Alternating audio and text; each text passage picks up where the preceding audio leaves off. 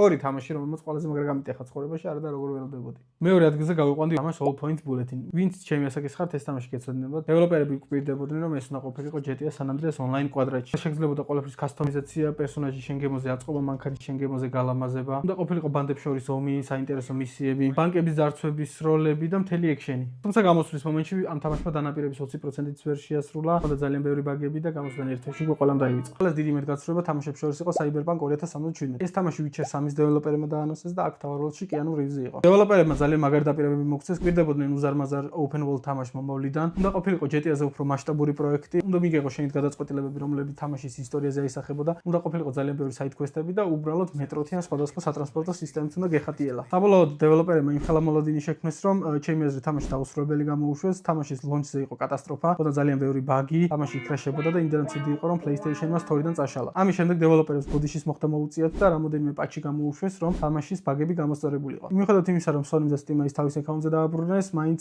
დეველოპერების დაპირების 50% მაინც შეუსრულებელი დარჩა და დამიწერე კომენტარებში შენთვის რომელი თამაში იყო ყველაზე დიდი მეტგაცრუება.